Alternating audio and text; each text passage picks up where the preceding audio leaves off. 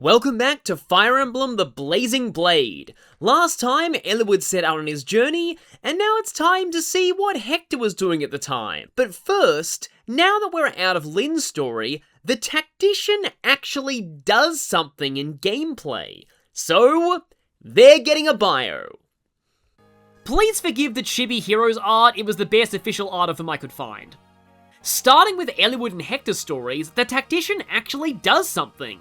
And this is why not creating a Tactician is objectively worse, even though you have this option if you've beaten the game once. First, it's important to talk about the Tactician's affinity. This is determined by simply their birth month, if you're playing the non-Japanese versions. In the Japanese version, it's determined by both birth month and blood type. The option for blood type was removed from all translations because it's not as culturally significant as it is in Japan. However, in both of these charts you might notice something.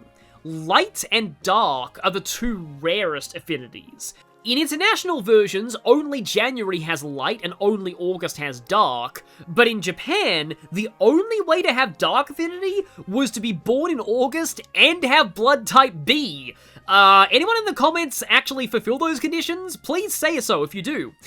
Whereas, there are only two ways to get light in Japan. The localization removing blood type's effect on affinity actually ruined a little bit of the world building, because there are twins in this world with different affinities. But anyway, what does affinity actually do for you? Well, from this point on, all characters with the same affinity as the Tactician receive +1 to accuracy and evasion per ranking star on the Tactician's profile. What are ranking stars? Well, they're these little stars you see once we get the option to check the Tactician data in the battle preparation screen. Completing chapters with good ranks gives you more Tactician stars. Also, every character in the army, regardless of affinity, gets +1 critical avoid, that's -1 to the enemy's crit rate, per rank star the Tactician has. So going for ranks does have a slight gameplay benefit. The other benefit to having a Tactician is if they are present, you'll receive the Atha's Drops item in Chapter 22 or 22X for Eliwood's story, or 23 or 23X for Hector's story. Hector has one exclusive chapter before then, and that throws off the chapter numbering. This is a consumable item that gives +5 to all of a character's growth rates, and has them be the one to comment on that file's ranking screen after you finish the game. Some characters have hilariously blunt dialogue, while others are nice to you regardless of rank. The idea is you give these to your favourite units, which I guess makes this the closest thing this game has to S supports. Those are the only benefits to having a Tactician. But it is all upsides, so despite having to sit through extra dialogue, I would recommend that you always make a Tactician when starting the game. Hector's story is unlocked after beating Eliwood's for the first time, so it's intended for already experienced players who want to spice things up on their next playthrough. It remixes the enemy layouts a little bit on some of the maps, and it is, generally speaking, a bit more difficult than Eliwood's story. Enough chit-chat! A month has passed since word came of Marquis Ferre's disappearance. Rumours and speculation run rampant throughout Lycia. The head of House Ostia, Lord Uther, who looks extremely cool, takes no apparent interest. The Marquis's younger brother is considered odd by the populace. He and Marquis Ferre's son, Eliwood, are fast friends. A hot-blooded youth, he cannot ignore his friend's plight. Marquis Ostia's younger brother, Hector. He would one day be a courageous general, a steel warrior to be feared.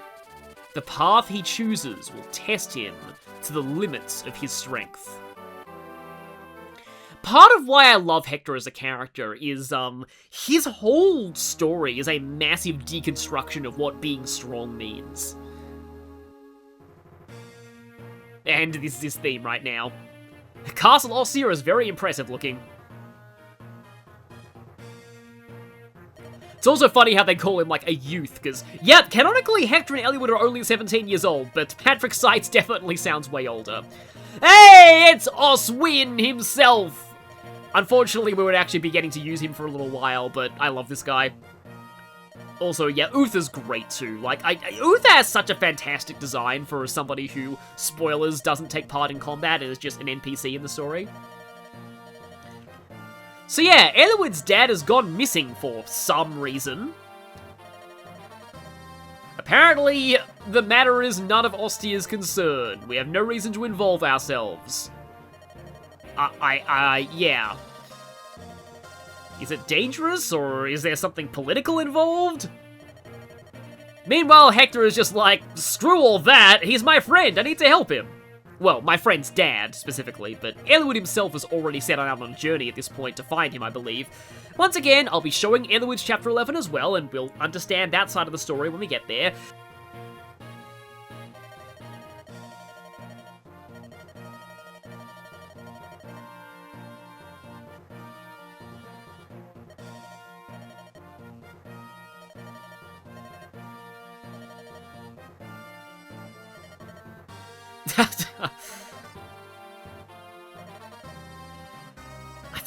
I forgot how, like, I know that, like, that's Hector's whole character, he's brash and hot-headed, but I forgot how hot-headed he was.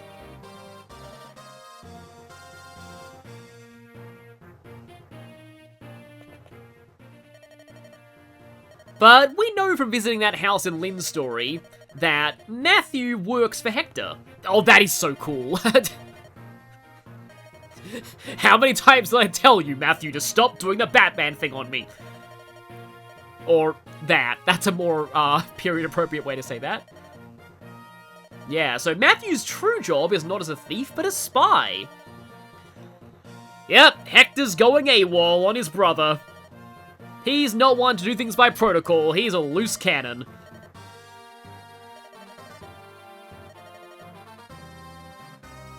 I assume Hector's left like a pile of pillows in his bed and has like, yeah, a sign on the door that says, "Do not enter! Sleeping deeply! My snoring is a lethal weapon! Do not approach!"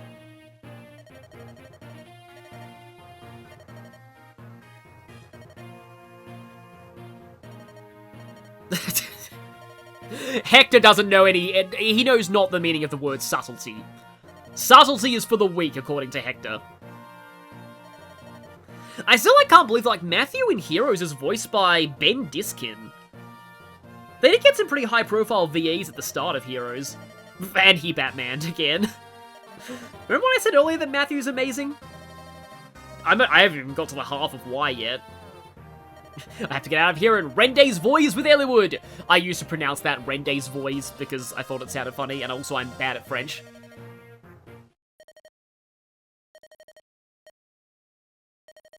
See, that's the thing about Hector, though. Hector may be hot-headed, he may be a meathead, but he's not dumb.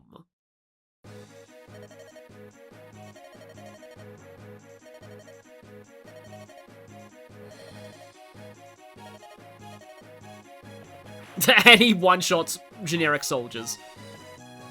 Because that's just the kind of guy he is.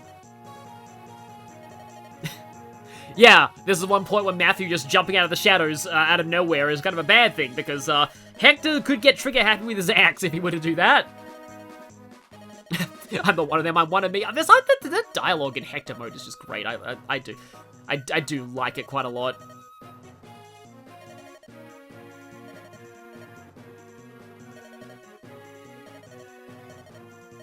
I'll accept that answer for the time being. I feel like Hector thinks Matthew knows a little more about this than he's saying. The fellows between us and the way out. 7 or 8 of them. They seem highly competent. I believe on Hector hard mode there are more than 7 or 8. In fact, let me actually just check to make sure that I'm not just, misspeaking. There's 10 on Hector hard, so yeah. Also, Matthew's estimate is off even on Hector normal. Yeah, he is definitely not the strongest sword arm around. Not even the most enthusiastic, either.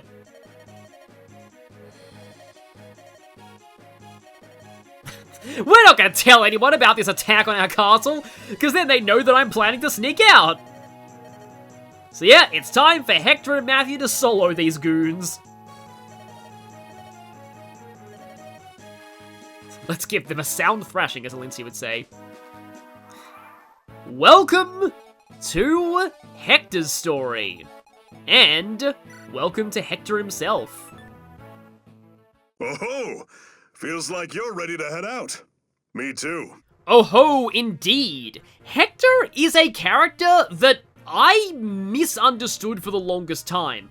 In a lot of my playthroughs, he just didn't end up that good, and I was confused why people all over the internet were saying he was amazing and easily the best of the three. But as I play this game more and more, I've slowly started to realize why. So, Hector is not actually an armored unit, so he has 5 movement and no weakness to anti-armor weapons, but he still has the stat build of one. Amazing HP, strength, and defense growths, and solid bases in those areas. But, say it with me, enemies in this game are weak and slow, so his base speed of 5, his speed growth of 35%, and the ability to use most axes without being weighed down lets him double attack a surprisingly large amount of this game's enemies, and being an axe user, he can do that with 1 to 2 range. All that while hitting hard and being incredibly tanky. This essentially makes Hector good at everything, besides lacking the movement of cavalry. In particular, I would recommend giving him lots of hand axes, putting him on the front lines and watching him sweep. And when he needs more power, he can use his signature Wolf Bale.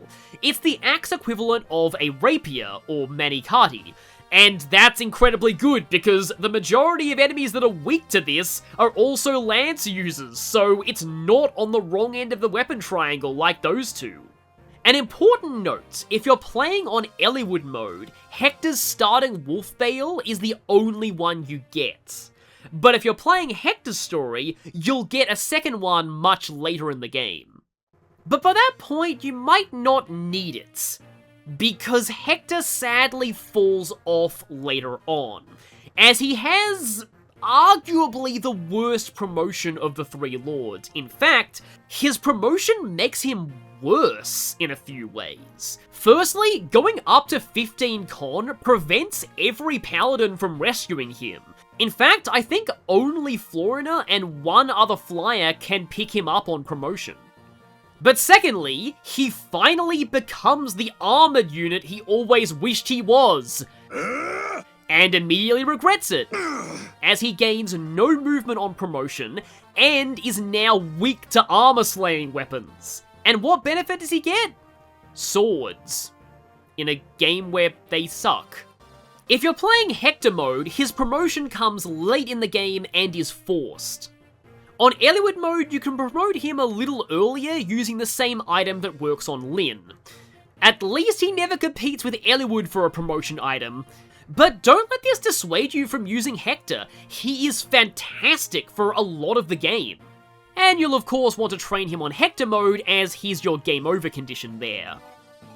Ah, this song was so nice. Now I just need to make sure that I turn Hector's animations on. Oh ho ho, oh ho oh ho ho, oh ho oh ho ho. I had to do that. I just kind of hear that in my head whenever I hear this song. After Heroes, obviously, because oh ho. I don't think Hector even says oh ho in this game at all. The good thing about having only 2 playable characters is that your phases go by very quickly, so this is quite a short chapter.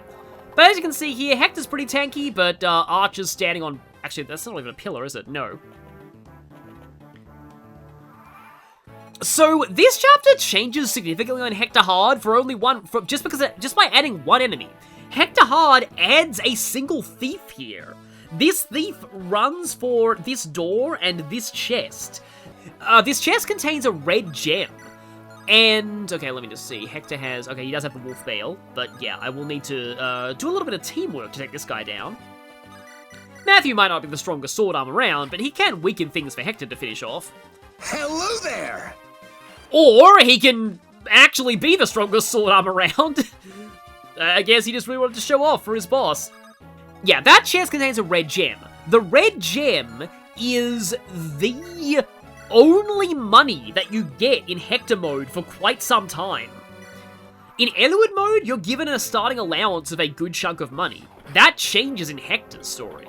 So, on Hector Hard, missing that red gem is going to hurt you a lot. Now, it's been a while since I played this map on Hector Hard, so I don't really want to, like, you know, give too much strategy here because I'll probably be talking out of my butt and being completely wrong about, you know, how to recommending what to do. But you can try and break the upper wall to head the thief off after he grabs the gem. Like, he'll have to unlock another door above it, and yeah, you see right there, like that wall near the archer, break through that, and yeah. But the other thing about this chapter that makes it quite rough, and is pretty much your first introduction, like this is like, welcome to Hector mode. This is the big boy mode, the gloves are off compared to Eliwood's, is that you don't start with any vulneraries, and you have no cleric. So, the only way to heal is to grab or steal vulneraries from enemies. There are a few drawable ones, but let's just see. So, like, 3 damage. I think, assuming that I take down the armor, I am fine. But if I don't, then I'm in trouble. So, this chapter on Hector Hard mode is, in my opinion, one of the hardest maps in the entire game. And it's mostly for the wrong reasons. Basically, the +5 extra level ups on the enemies are... they're a bit of a problem when you are... okay, yeah, if I take this guy out, hopefully Matthew will hit both his strikes here, then Matthew only gets hit by the soldier and he'll still be fine. But yeah, those extra 5 level ups when you're only like level 1 and 2 on Hector and Matthew, especially if you didn't play Lin mode and have Matthew a lot weaker, they add up, and they can make a big difference to how survivable Hector and Matthew are.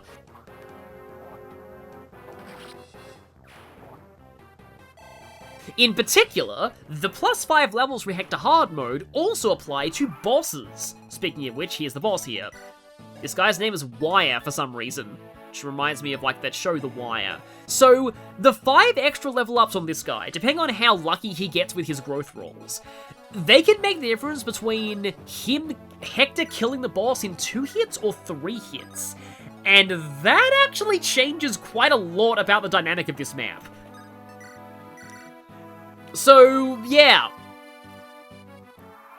Another journey, hard mode, Hector Hard mode. Well, I mean, it's obviously going to be hard mode because this chapter is only available on Hector mode, and, so, you know, obviously, if you're playing another journey hard mode, it is Hector mode. Oh, nice one there, Hector. I was concerned that he'd miss for a bit, but he did the exact opposite of missing. Then yeah, you're gonna have a bad time. This map is rough. Don't be surprised if you have to restart this one a lot. Even on normal, like, you might have noticed that Hector actually did get into a lot of danger. Now, I don't really have to do this, and I'm kind of wasting lockpicks on Matthew. Speaking of which, you might notice here that Matthew has a totally fresh inventory from Lin mode. That extra lockpick that I got only really served to be more funds rank.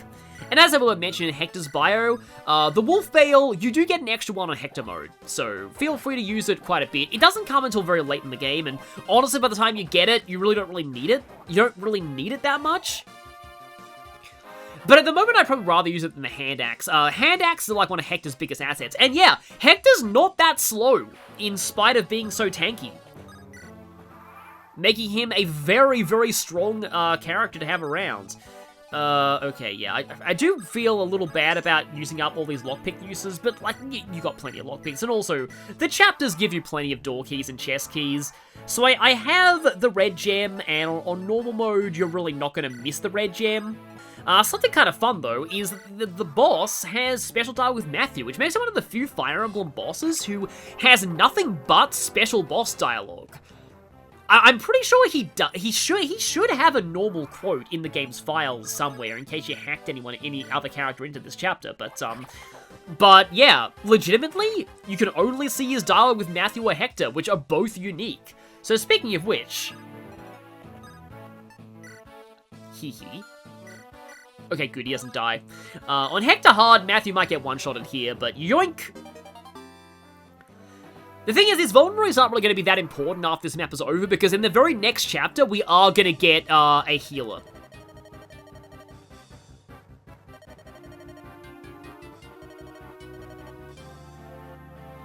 So, yeah, I was right. Matthew did know something that Hector didn't. He knew the enemies were here the whole time. But I guess he trusted Hector to, you know... They're like, okay, there are assassins that are coming from Hector. I'm worried for the assassins, not for Hector. Also, this guy has a palette swap of somebody that we'll be seeing later on in Eliwood's story. Well, he's also in Hector's story.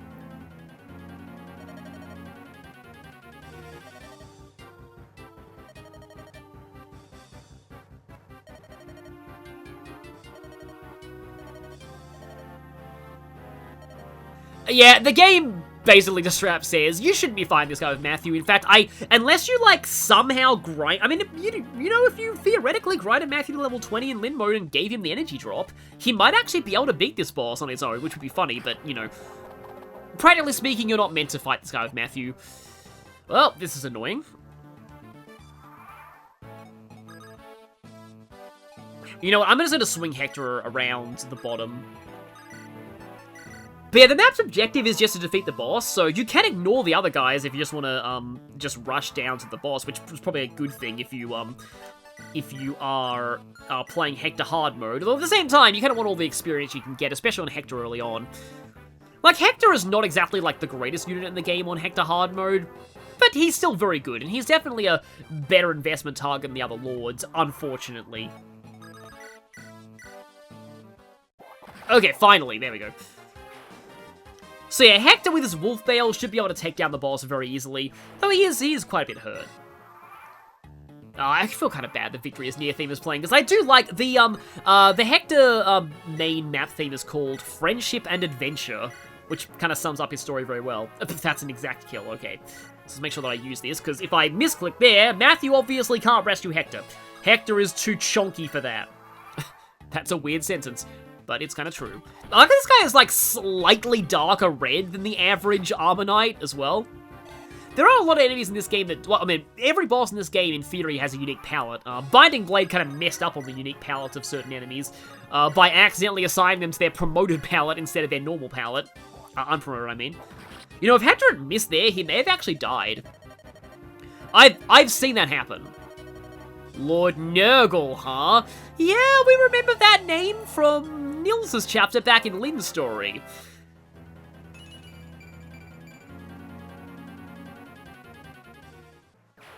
Looks like he's started to make his moves. Again, I suppose, after a year. But who is he? And why does he want to kill Hector?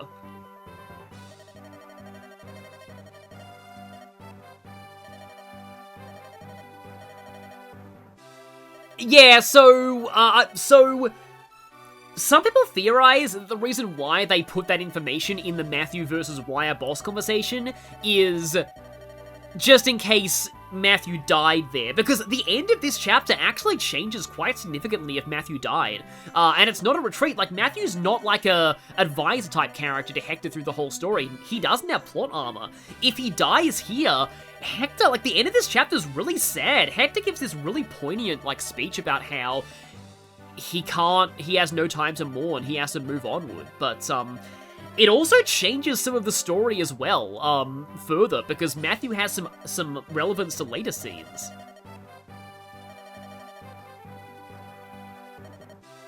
I feel like Matthew was saying should be swearing knightly vow, like, sarcastically. I kinda picture how Ben Deskin would voice him. It'd be kinda nice to get a version of this game with full voice acting. Rare instance of one of these generic soldiers who's on our side. Wait, is Uther in Heroes? Let me just check. He is! I wonder how he sounds. I stand for Ostia! Kinda like an older version of Hector, which makes sense. Byron Patrick is his voice actor. I don't think I've heard of him. Also, yeah, Uther is one of the more, at least to King Arthur scholars, more obvious Arthurian references in this game. He is named after Arthur's father, Uther Pendragon, I believe. I remember Uther being a complete jerk in the Merlin show, but I don't know if he was like that in the actual Arthurian mythology.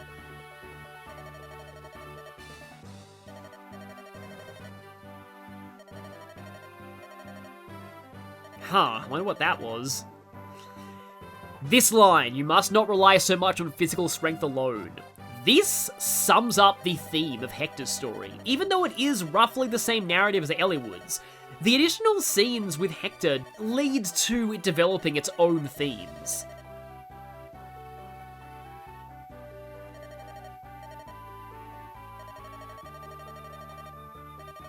I'll just say it right now, Hector is a perfect deconstruction of toxic masculinity.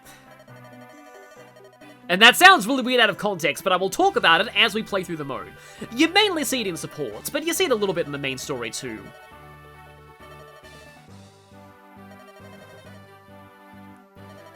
Oh, don't worry, you surely can. For Oswin, there's a reason why his name contains the word win. So, another journey has begun. So, I'll see you all next time as we continue Hector's story where the two lords are going to meet up.